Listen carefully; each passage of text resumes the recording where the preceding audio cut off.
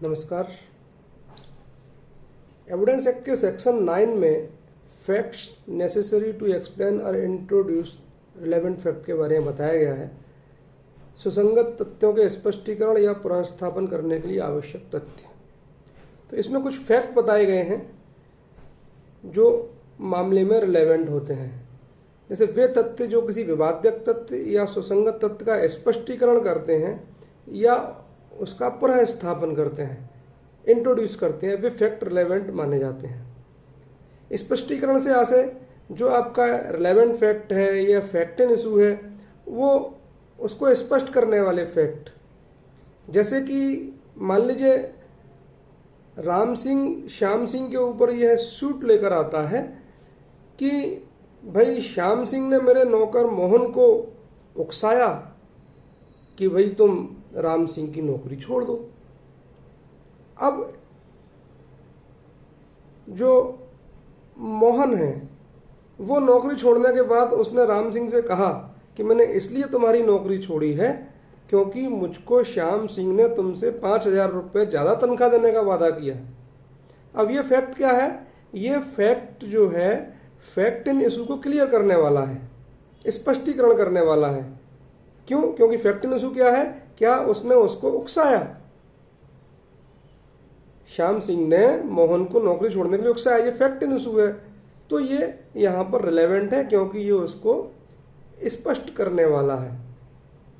तो वे सभी तथ्य जो रिलेवेंट फैक्ट या फैक्ट इन इशू को स्पष्ट करते हैं, उसका स्पष्टीकरण प्रस्तुत करते हैं, वो सेक्शन 9 में रिलेवेंट माने जाते हैं। जैसे हम सेक्शन 8 में एक एग्जाम्पल पढ़ते हैं कि भाई एक व्यक्ति जिसके ऊपर मर्डर का आरोप था, जैसे ही उसको उसके दोस्त ने बताया कि जिसने मर्डर किया उसको ढूंढने के लिए पुलिस आ रही है। अब जैसे ही उसने ये सुना पुलिस आ रही है, भाग गया। तो सेक्शन 8 के अनुसार उसका आचरण क्या दर्शा रहा है? इससे क्या चीज़ स्पष्ट हो रही है? इस फैक्ट से यह चीज़ स्पष्ट हो रही है कि इसकी अपराध में कोई ना कोई भूमिका है। तो वे सभी फैक्ट जो रिलेवेंट फैक्ट या फैक्ट इन इशू का स्पष्टीकरण प्रस्तुत करते हैं, वह सेक्शन 9 के अंतर्गत रिलेवेंट माने जाते हैं। अब इंट्रोड्यूस करने वाले फैक्ट यानी जो पुनर्स्थापन या इंट्रोड्यूस करने वाले फैक्ट, इसको हम परिचय कराने वाले तथ्य भी कहते हैं।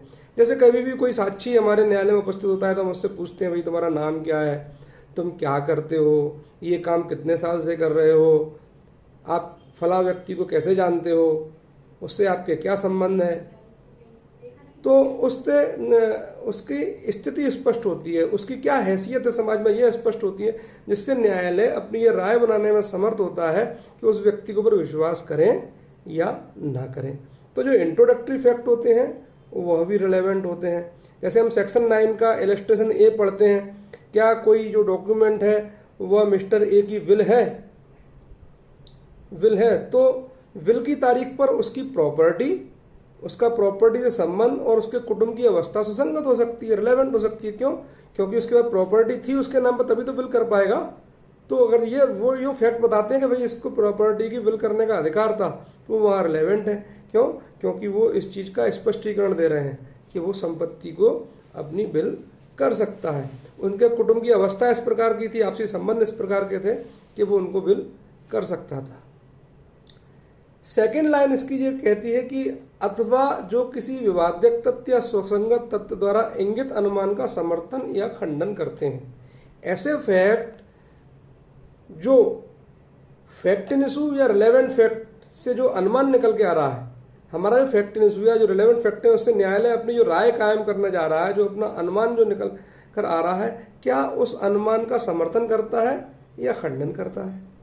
इसमें भी सेक्शन 8 का जो एग्जाम्पल है बहुत इम्पोर्टेंट है, जो आपके सेक्शन 9 में भी दिया हुआ है, सी में, कि एक अपराध का अभियुक्त है और वह अपराध किए जाने के बाद तुरंत अपने घर से फरार हो गया।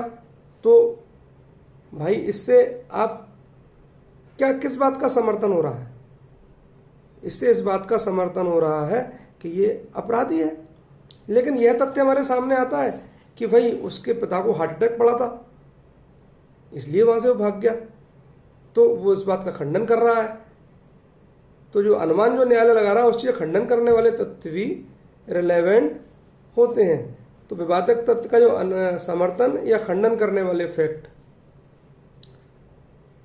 इसके बाद हम देखेंगे अथवा जो किसी व्यक्ति या वस्तु की जिसकी अनन्यता सुसंगत है, अनन्यता स्थापित करते हैं। अनन्यता मतलब आइडेंटिटी।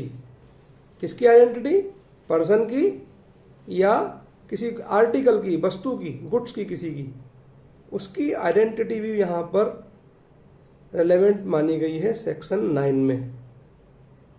अब किन परिस्थितियों में ये आइडेंटिटी सुसंगत मानी जाती है? भाई जहाँ पर आप अपराधी को जानते हैं, आप नामजद रिपोर्ट करते हैं, आपके पड़ोस में रहता है, वहाँ तो आइडेंटिटी का कोई प्रश्न ही पैदा नहीं होता। लेकिन जब रिपोर्ट अज्ञात में लिखाई जाती है, जिस व्यक्ति को आप पहले से जानते नहीं हैं, तब वह फैक्ट रिलेवेंट होते हैं जो उस व्यक्ति की आइडेंटिटी कराते हैं। जैसे ही आप एफआईआर करते हैं, वैसे ही उस व्यक्ति की आइडेंटिटी कराने वाले फैक्ट रिलेवेंट होना शुरू हो जाते हैं। उनमें से कुछ फैक्ट आपकी एफआईआर में भी आते हैं। इसलिए कहते हैं अज्ञात व्यक्ति की कद, काठी, हीला, हवाला, हुलिया, रंग, दाढ़ी कैसी थी, उसका कलर कैसा था, उसकी हाइट कितनी थी, ये सब चीज़ें लिखना चाहिए, क्योंकि इस व्यक्ति से उसकी आइडेंटिटी फिक्स होती है। जब वो व्यक्ति पकड़ में आता है तो हम उसको मैच कर सकते हैं कि ऐसा ही दिख रहा है, इसकी हाइट इतनी है, वहीं से उसकी आइडेंटिटी शुरू हो गई। तो जो आइडेंटिटी जिन तथ्यों से होती है वो फैक्ट भी सेक्शन 9 में रिलेवेंट माने जाते हैं। अब आइडेंटिटी किस किन चीज़ों से हो सकती है, ये भी बहुत महत्वपूर्ण है। अब इसके लिए जनरली हम लोग आइडेंटिफिकेशन परेड कराते हैं। जब कभी कोई अपराधी अज्ञात में जिसके खिलाफ रिपोर्ट की जाती है, अब वो व्यक्ति जब पकड़ जाता है तो उसकी एक आइडेंटिफिकेशन परेड आयोजित की जाती है, जो कार्यपालक मजिस्ट्रेट के सामने की जाती है। तो वहाँ पर उसके हुलिये से मिलते जुलते लोगों को खड़ा किया जाता है और जिस व्यक्ति ने रिपोर्ट की थी या जिसने घटना के समय उसको देखा था, उनसे उनकी आइडेंटिटी कराई जाती है। उसमें एक जैसी कद काठी के लोग 8-10 लोग मिला जुला के खड़े किए जाते हैं। उनमें से उसको कहा जाता है कि उसको पहचानिए अपराधी को। अब आइडेंटिफिकेशन परेड के बारे में एक डिटेल से वीडियो में अलग से डालूंगा, क्योंकि सेक्शन 9 पूरा कंक्लूड करना है, इसलिए मैं आपको शॉर्ट में बता दे रहा हूँ। तो व्यक्ति उसको पहचान लेता है, तो वहाँ पर वो ये फैक्ट, पहचान वाला फैक्ट कोर्ट के अंदर रिलेवेंट हो जाता है। डॉग आइडेंटिफिकेशन परेड भी कई बार न्यायालय के सामने आयोजित होती है। न्यायालय के सामने अपराधी को पहचानने के लिए कहा जाता है। इसके लिए एक आवश्यक शर्त यह है कि आइडेंटिफिकेशन परेड के होने से पहले और आरोपी के गिरफ्तार करने के बीच की जो अवधि है, उसमें उसको पहले उसने कहीं देख ना लिया हो। इसलिए आपने देखा होगा जब पुलिस किसी अपराधी को पकड़ती है तो जनरली उसका चेहरा किसी स्कार्फ से या किसी चीज़ से ढक देती है, जिससे वो लोगों को दिखाई ना दे। और जनरली ये आइडेंटिफिकेशन परेड जेल में आयोजित की जाती है। इसके बारे में डिटेल से हम लोग चर्चा करेंगे। तो व्यक्ति की आइडेंटिटी, बॉडी की भी कई बार आइडेंटिटी कराई जाती है। कभी किसी की लाश बरामद होती है, अब वो पहचान में नहीं आ रही, तो उसकी पहचान कैसे हो? तो उसके रिश्तेदारों को बुलाते हैं कि भाई देखिए ये उसी व्यक्ति की बॉडी है। ब्लड ग्रुप से पहचान कर लेते हैं, डीएनए से पहचान की जाती है, व्यक्ति के फिंगरप्रिंट से उसकी आइडेंटिटी देखी जाती है, फुटप्रिंट से भी उसकी आइडेंटिटी देखी जाती है, उसकी हाइट और रंग से भी उसकी आइडेंटिटी फिक्स होती है। तो बहुत सारे फैक्ट हैं जिनसे हम उसके फोटोग्राफ से भी कई बार आइडेंटिटी की जाती है। लोगों को फोटोग्राफ देख के दिखाया जाता है, स्केच बनाया जाता है थाने में, देखिए इस तरीके का व्यक्ति का था। जब अज्ञात में कोई व्यक्ति होता है तो उसका स्केच हम बनवाते हैं अच्छे किसी पेंटर से। तो बहुत सारी चीज़ों से आइडेंटिटी की जाती है। तो ये तो हुई व्यक्ति की आइडेंटिटी की बात। रैप केसेस में हम लोग जनरली डीएनए कराते हैं ना। डीएनए क्यों कराते हैं? वो आइडेंटिटी है उस व्यक्ति की, किसी ने रैप किया है क्या, ये भी उस व्यक्ति की पहचान फिक्स कर रहा है कि इसी व्यक्ति ने किया है, इसका डीएनए मिला है यहाँ पर। ब्लड ग्रुप से भी कई बार मिलान होता है कि भाई इस अपराधी का ही ब्लड ग्रुप यही है और यही ब्लड ग्रुप इसके मृतक के कपड़ों पर भी मिला है, ह्यूमन ब्लड मिला है इस पर, इसका डीएनए टेस्ट किया गया तो इसका डीएनए भी इससे मैच हुआ है। तो इन चीज़ों से भी आइडेंटिटी फिक्स होती है। इसी प्रकार किसी वस्तु की भी आइडेंटिटी कराई जाती है। कई बार जब किसी की चोरी हो जाती है, कोई हार चोरी हो गया, चैन चोरी हो गई, कुछ भी चीज़ चोरी हो गई, तो उसकी आइडेंटिटी कराई जाती है। उसका भी तरीका लगभग वैसा ही है। एग्जीक्यूटिव मजिस्ट्रेट के सामने किया जाता है। हालांकि एक चीज़ मैं आपको क्लियर कर दूं कि जब आइडेंटिटी कराने के लिए ऐसा कोई सर्वमान्य सिद्धांत नहीं है कि एग्जीक्यूटिव मजिस्ट्रेट के सामने ही होगी, लेकिन सबसे बेहतर आइडेंटिटी वो मानी जाती है जो कार्यपालक मजिस्ट्रेट के सामने की जाए। क्यों? क्योंकि वो उसके विधिक पहलुओं को समझता है। सामान्य किसी सरपंच आदि के सामने करा देते हैं तो उसकी वैल्यू कम होती है। तो संपत्ति की आइडेंटिटी भी इसी व्यक्ति, जैसे किसी का हार चोरी हो गया तो वो 7-8 वैसे ही हार मिला के रखे जाते हैं। जिसकी चोरी हुई है वो अपने हार को पहचान लेता है। महिलाएं अपने सामान को, अपने ज्वेलरी को पहचानने की विशेष परख रखती हैं, वो पहचान लेती हैं कि ये मेरा। जब भी आइडेंटिफिकेशन होता है तो वहाँ पुलिस नहीं होना चाहिए, ये एक सिद्धांत है। इसको मैं आइडेंटिफिकेशन वाले लेक्चर में कंप्लीट करूँगा। तो आइडेंटिटी रिलेवेंट होती है। अब इसका अगला जो बिंदु है वो समय या स्थान स्थिर करने वाले तथ्य, यानी वह समय या स्थान स्थिर करते हैं जब घटना हुई। प्लेस, किस प्लेस पे घटना हुई। नक्शा मौका बनाते हैं, उससे हम प्लेस स्थापित करते हैं कि इस प्लेस पर घटना हुई है, रिलेवेंट फैक्ट है। सीसीटीवी फुटेज प्रस्तुत करते हैं हम, इस प्लेस पर घटना हुई है, इतने बजे घटना हुई है, इतने टाइम पर घटना हुई है। तो वे तथ्य जिनसे उस घटना का एग्जैक्ट समय निश्चित होता है, सदैव रिलेवेंट होता है। एक व्यक्ति ए अपने घर से गया 8 बजे, लौट कर आया 10 बजे। इस बीच में उसने देखा कि उसके घर में मर्डर हो चुका था उसके बच्चे का। तो वो 8 बजे गया, 10 बजे लौट के आया। इससे क्या चीज़ फिक्स हो रही है कि ये घटना जो है वो 8 से 10 के बीच में हुई होगी।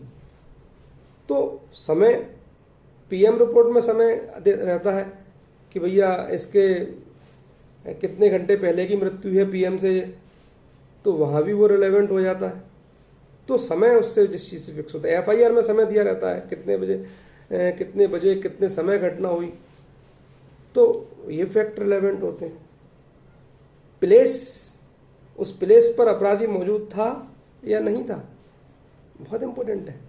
समय और स्थान दोनों ही पक्षों के लिए महत्वपूर्ण है। घटना को स्थापित करने के लिए कि घटना के समय ये मौजूद था उस प्लेस पर, उस समय पर, और मुल्जिम के लिए भी ये बहुत इंपॉर्टेंट चीज़ है। जब वो प्ली ऑफ एलवाई लेता है सेक्शन 11 में कि भाई जब घटना हुई मैं तो वहाँ मौजूद ही नहीं था, 9 बजे की घटना जो बता रहे हैं, 9 बजे तो मैं ग्वालियर में था ही नहीं, मैं तो कलकत्ता में था, ये मेरे सीसीटीवी फुटेज है वहाँ के, मैं वहाँ के हॉस्पिटल में मौजूद था, बीमार था, इतने बजे मैं भर्ती था वहाँ पर, वहाँ के सीसीटीवी फुटेज मौजूद है मेरे पास। उससे चंद घंटों पहले या एक दिन पहले मेरे पास वहाँ जाने का प्लेन का टिकट मौजूद है। तो उसका समय और स्थान यहाँ से पता पड़ रहे हैं कि वो इस वक्त घटना स्थल पर नहीं था, वो इतने बजे और इस स्थान पर कलकत्ता में मौजूद था, घटना स्थल पर नहीं था। तो वो फैक्ट जो समय और स्थान निश्चित करते हैं वो भी बहुत इम्पोर्टेंट होते हैं। आप इसके इलस्ट्रेशंस पढ़ेंगे तो उनसे भी आपको काफ़ी कुछ क्लियर हो जाएगा। अब इसका अगला जो फैक्ट है वह यह है कि जब या जहाँ कोई विवादक तथ्य या सुसंगत तथ्य घटित हुआ तो उन पक्षकारों जिनके मध्य वो इशू बना हुआ है, फैक्ट एंड इशू जो बना हुआ है, तो उन पक्षकारों के बीच में आपस में संबंध कैसे थे, उनके रिलेशंस कैसे थे।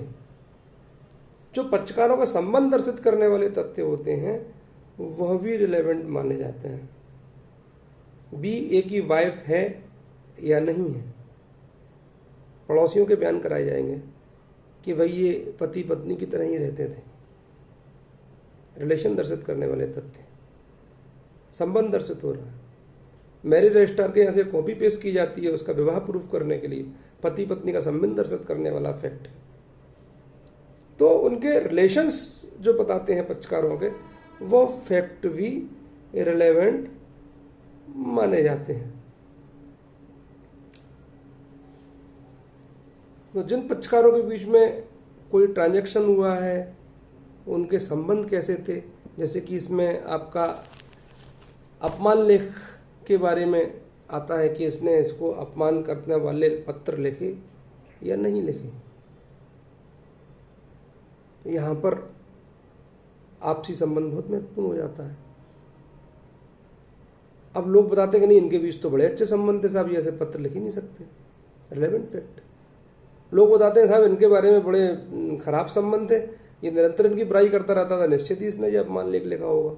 तो ऐसी स्थिति में यहाँ पक्षकारों के संबंध दर्शित करने वाले जो फैक्ट होते हैं वह भी रिलेवेंट हो जाते हैं। अब इसकी जो लास्ट लाइन है वह कहती है वहाँ तक सुसंगत हैं जहाँ तक वे उस प्रयोजन के लिए आवश्यक हैं। Are relevant in so far as they are necessary for the purpose. यानी कहाँ तक सुसंगत है, जहाँ तक वे उस प्रयोजन के लिए आवश्यक है। यानी जो पर्पज इस सेक्शन 9 में दिए गए हैं, कौन कौन से पर्पज? स्पष्टीकरण, इंट्रोड्यूस करने वाले फैक्ट, समर्थन या खंडन करने वाले फैक्ट, व्यक्ति या वस्तु की आइडेंटिटी बताने वाले फैक्ट, या प्लेस और टाइम फिक्स करने वाले फैक्ट, या आपसी रिलेशन फिक्स करने वाले फैक्ट। ये कहाँ तक रिलेवेंट है? जहाँ तक उस पर्पज के लिए जरूरी है। यानी कि ये इनको सेक्शन 9 में दिए गए पर्पज के लिए ही ग्रहण किया जाएगा, अन्य पर्पज के लिए इन फैक्ट्स को ग्रहण नहीं किया जाएगा। तो जहाँ तक रिलेवेंट माने जाएंगे, जहाँ तक इस पर्पज के लिए ये जरूरी हो, जहाँ कहीं संबंध को स्थापित करना जरूरी हो तो रिलेवेंट है। अब विवाह का डिस्प्यूट ही नहीं है आपस में, विवाह हुआ है नहीं हुआ, पत्नी स्वीकार करती है कि भैया मेरा से विवाह हुआ है, तो जब उसको डिस्प्यूटेटिव फैक्ट नहीं है तो फिर उसको विवाह का संबंध दर्शाने वाले फैक्ट प्रस्तुत करने का क्या फायदा? कोई रिलेवेंसी नहीं है। वहाँ रिलेवेंसी कब है संबंध दर्शाने की? जब वो विवाह से इनकार करता है। एक पक्षकार कहता है मेरा विवाह हुआ है, दूसरा पक्षकार कहता है कि मेरा विवाह इससे नहीं हुआ, तब ये रिलेवेंट है। कहने का मतलब जो फैक्ट इसमें दिए हैं वो तभी रिलेवेंट है जब उस पर्पज के लिए वो जरूरी हो। अब प्ली ऑफ एलवाई का यूज कब होगा भैया? जब वो कहता है कि मैं वहाँ नहीं था, अब मौके पर ही पकड़ गया चाकू लिए हाथ में, तो वो खूब कहता रहे कि मैं तो कलकत्ता में था, कोई मानेगा क्या? नहीं मानेगा इस बात को।